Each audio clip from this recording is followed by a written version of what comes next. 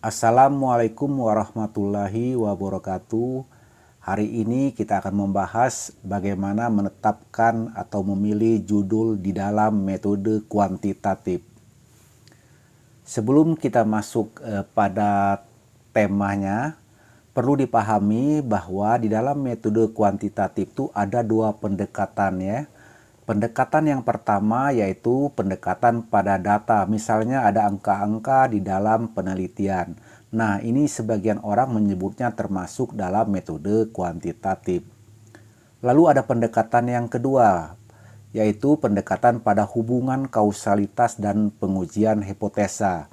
Nah, pendekatan yang kedua ini harus ada hubungan kausalitas, yaitu hubungan sebab dan akibat. Artinya minimum harus ada dua variabel ya. Kita dalam melakukan pembahasan hari ini adalah menggunakan pendekatan yang kedua. Perlu dipahami esensi penelitian metode kuantitatif.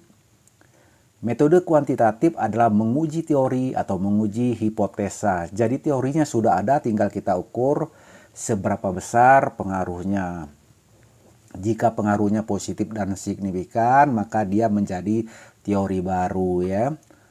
Oke, kita lanjut. Teori seperti apa? Teori yang menyatakan adanya pengaruh antara variabel independen dengan variabel dependen. Apa contoh variabel independen dan dependen? Contohnya, variabel independen atau disebut variabel bebas adalah variabel yang mempengaruhi. Nah, ini variabel yang mempengaruhi dilambangkan dengan huruf X. Lalu ada variabel dependen atau disebut variabel terikat adalah variabel yang dipengaruhi, yaitu variabel Y. Nah, di tengah-tengahnya ini ada tanda panah. Panah satu arah di dalam metode kuantitatif disebut pengaruh. Jadi kalau kita baca pengaruh X terhadap Y. Berikutnya adalah contoh variabel yang mempengaruhi dan dipengaruhi. Orang akan pintar bila dia rajin belajar.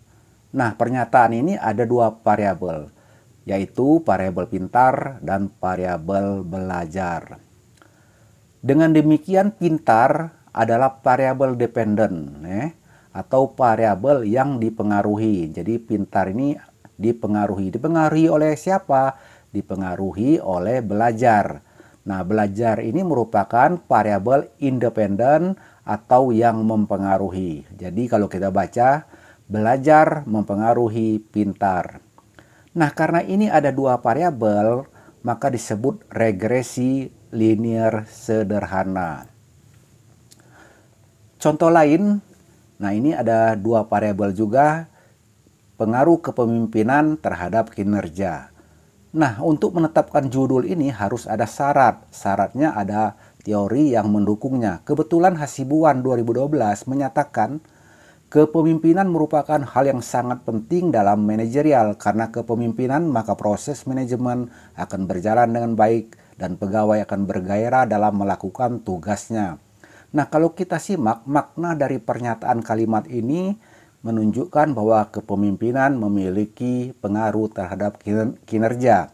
Maka dengan demikian judul ini dapat dipenuhi atau dapat digunakan ya, karena syaratnya terpenuhi. Contoh lain yaitu pengaruh motivasi terhadap kinerja.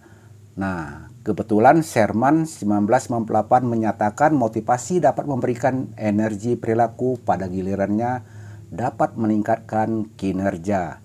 Kalimat ini juga menyatakan atau mengisyaratkan bahwa motivasi memiliki pengaruh terhadap kinerja.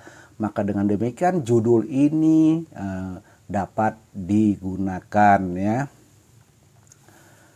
Nah, kalau kita gabungkan kepemimpinan dan motivasi, kebetulan kedua-duanya merupakan variabel independen ya, maka bentuknya seperti ini. Kepemimpinan X1, motivasi X2 terhadap kinerja Y. Karena dia lebih dari dua variabel dan ini tiga variabel, maka disebut regresi linear berganda. Jadi kalau dia lebih dari dua variabel 3 variabel, 4 variabel, 5 variabel, dan seterusnya, maka disebut regresi linear berganda. Nah, ini adalah analisis jalur. Kalau tadi adalah regresi linear berganda, nah kalau ini adalah analisis jalur. Kenapa disebut analisis jalur? Karena antara kepemimpinan X1 dan motivasi X2 ada korelasi, ada hubungan ya. Ini kebetulan panah dua arah. Panah dua arah ini disebut korelasi ya. Nah, pernyataan yang menyatakan korelasi itu adalah Sherman 1988 yang menyatakan motivasi dapat memberikan energi, perilaku pada gilirannya dapat meningkatkan kinerja. Ini menunjukkan bahwa ada korelasi antara peran pemimpin dan motivasi dalam mencapai tujuan organisasi. Nah, ini saya warna kuningin ya. Ini menunjukkan adanya korelasi. Karena dia ada korelasi maka disebut analisis jalur. Nah, kali ini tidak ada korelasinya disebut regresi linear berganda. Berikutnya perlu dipahami. Nah, tadi kita sebutkan bahwa kepemimpinan berpengaruh terhadap kinerja. Kata siapa? Kata Hasibuan ya. Nah, jadi tanda panahnya kita tulis namanya ya. Nah, sebaiknya pernyataan ini banyak ya, jangan hanya satu pendapat, bisa saja 2, 3, sehingga pernyataan pengaruh itu menjadi kuat ya. Oke, kita lanjutkan lagi. Nah, ini hampir sama dengan sebelumnya, termasuk regresi linear, termasuk analisis jalur ya. Karena antara kepemimpinan dan motivasi ada korelasi. Hanya saja kinerjanya berubah dari variabel Z, dari variabel Y menjadi variabel Z. Sebelumnya Y ya, nah ini Y. Nah sekarang menjadi variabel Z. Kenapa? Karena di tengah-tengahnya disisipkan budaya organisasi. Sehingga variabel Y milik budaya organisasi. Nah kalau gambarnya bentuknya seperti ini, maka kepemimpinan dan motivasi masih pada posisi independen. Nah, kinerja masih pada posisi dependen. Di tengah-tengahnya disebut variabel mediasi atau intervening ya. Ada juga yang menyebut variabel antara ya. Nah, judulnya yaitu pengaruh kepemimpinan dan motivasi terhadap kinerja karyawan melalui budaya organisasi ya. Bisa juga diganti judulnya misalnya pengaruh kepemimpinan dan motivasi terhadap budaya organisasi dan implikasinya terhadap kinerja. Nah sekarang tinggal kita mau milih judul yang mana ya. Karena keduanya memiliki makna yang sama. Demikian tutorial yang sangat sederhana ini.